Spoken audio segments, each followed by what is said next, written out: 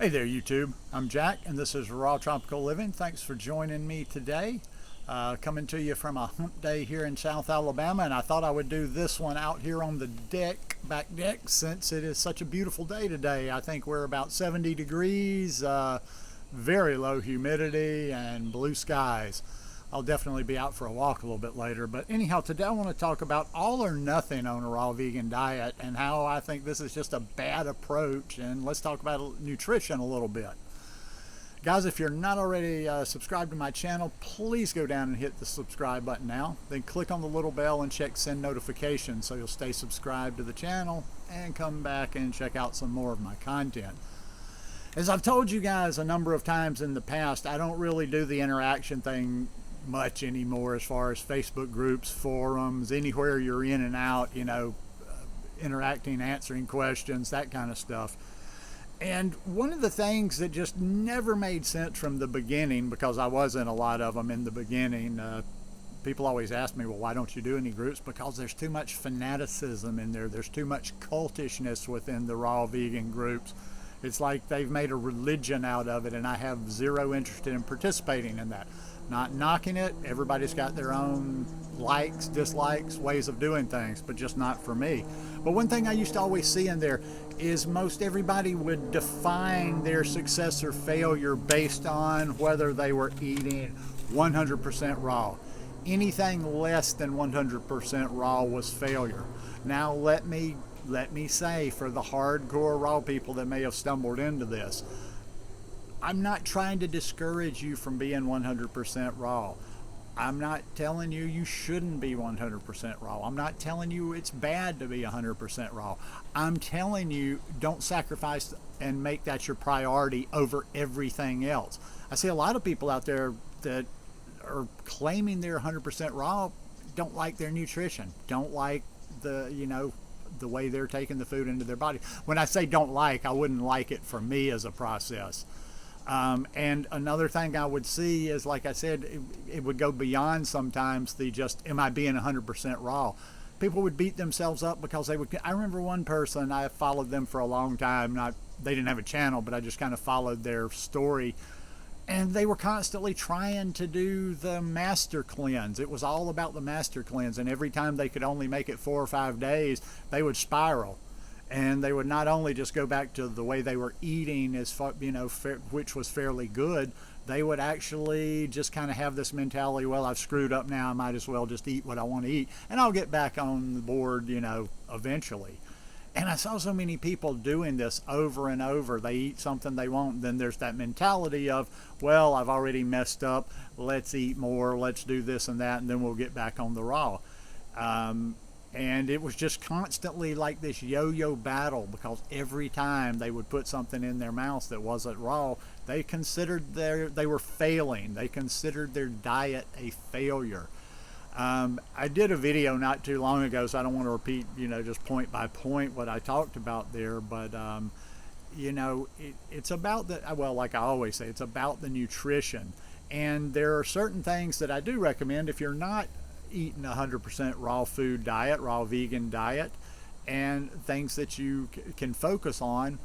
And these are the wins. This is where the nutrition from. It doesn't come from that not having one bite of cooked food in your mouth. I know you've heard cooked is poison and this and that. And like I say, believe what you want to believe, but it's still there in life. There's good, better, and best. There's no reason because you're not doing best to go all the way down and do shitty. So, like I say, the things that I like to focus on, and the things you should focus on, regardless of how raw or how not raw you are, is your nutrition. Are you getting in those greens? It's not about just eating fruit all the time. I'm going to preach this until they put me in the ground.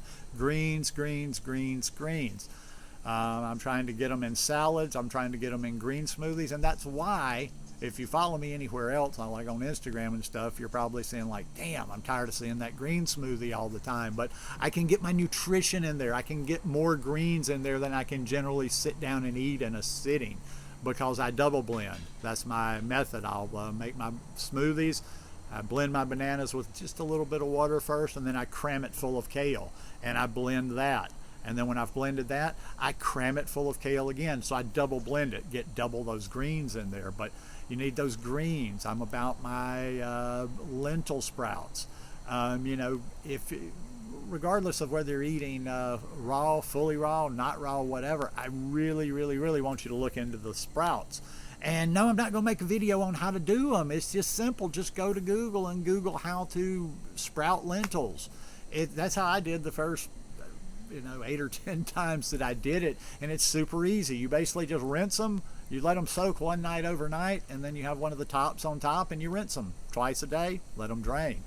But there's so much nutrition in there, and there's nutrition in things like the microgreens, and it's about the nutrition. So another one, if you're not eating 100% raw, and you want to stay as close to that as possible, eat foods, eat real foods, eat whole plant-based foods. Don't be getting the packaged stuff, and don't be getting the stuff that's got a list of ingredients in it. If you're striving, okay, let me take a step back. If you're striving, I'm talking to people that are kind of striving to be raw, maybe fall short sometimes, and this is just like a thought to stay healthy if you're not 100% raw. Eat whole foods. The stuff that you're eating that's cooked, sweet potatoes, beans, legumes, different things like squashes. Now, personally, about the only cooked foods that I eat, and I eat cooked foods for bulk, so I can keep some weight on, hopefully gain weight a little bit, especially in the winter, is sweet potatoes. I find sweet potatoes to be the cooked food that probably is processed through my body, is digested through my body, that's the closest to eating raw. I throw a couple of sweet potatoes on a salad, and oof, there's nothing like that. I eat legumes from time to time. I like them, and they're good for you. And on top of my lentil sprouts, I'll eat those. But the point being is, like I say, make good choices. If you're going to eat cooked, if you're going to eat raw and you're doing it well, just make sure you're getting all your nutrition on there. But when you eat cooked, eat clean, plain and simple. Kind of like I say with the raw food. The cleaner you can eat, the more you can eat. You can't quite eat unlimited when you're eating the cooked, but it is what it is. That's another thing too. Generally, when I'll have sweet potatoes or when I eat cooked, there's no fat in the cooked. And another one that you want to stick to if you're not 100% raw, but I would suggest sticking to it if you are 100% raw, is the SOS, salt, oil, and sugar free. Sugar being processed sugar, not fruit sugar, of course. That's basically, I think, one of the core tenets of people like Dr. Esselstyn, T. Colin Campbell. I think they're all the ones that do their recipes. They're not raw, but all their recipes are SOS. And I'm not a fanatic about that either. I keep pink salt in the kitchen. I use pink salt from time to time. I will use oil. Oil is something, I'm not like a never person on it, but I use it very seldom. In fact, I just use my roommate's oil when I use it, because I don't use it enough to buy my own separate, and he doesn't mind because I give him bananas from time to time. But I'd say stay away from the oils. But if you're staying away from the processed sugar, the salt, and the oils, you're going to do okay. And that's another reason I say stay away from that processed food, is because of the salt, because of the sodium. Sometimes in the store, because I like soup when the weather gets cold, but I'll generally make something on my own, or I'll make a vegan chili when I'm going to have cooked soup. Because if you look on the back of soup cans, especially in the store, a lot of sodium in there, but also a lot of those processed vegan products. So you're not really helping yourself if you're trying to be 100% raw and say you go to the store and get like a vegan pizza. And once again, I'm not telling you anything is going to kill you to do it in every once in a while, but I like to look at things that I don't eat at the grocery store just to see the contents of them, so I can talk to other people that are just, that might be doing vegan or plant-based but aren't doing the raw thing. Look at some of those frozen pizzas. Look at the sodium content on the back.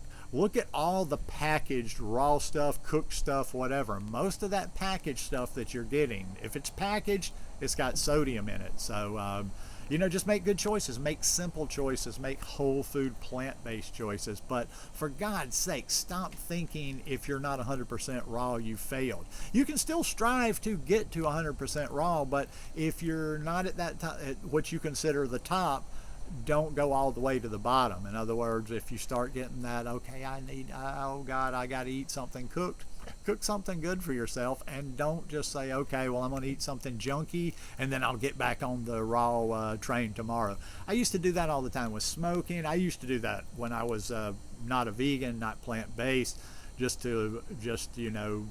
I went through periods where I would binge eat in my life, and I was like that. If I was like, if I decided, okay, I'm gonna start doing better, and I had a day where I got off track and ate the wrong thing, I'd eat ungodly amounts of food. I'd eat a box of macaroni and cheese. I'd go get a bucket of fried chicken. I might eat a pizza that day. I might eat a half gallon, all with the mentality like, well, I've screwed up now. I might as well just get it out of my system, and then we'll get back on. And it was always going back and forth. You never, with that mentality. So anyhow, it doesn't have to be all or nothing on this, but if you want it to be all, it's possible. It's you can do it.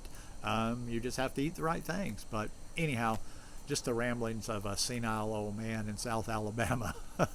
Hope you guys enjoyed this video today. If you like it, please give me a thumbs up, and we'll see you here at the end of the week. Peace.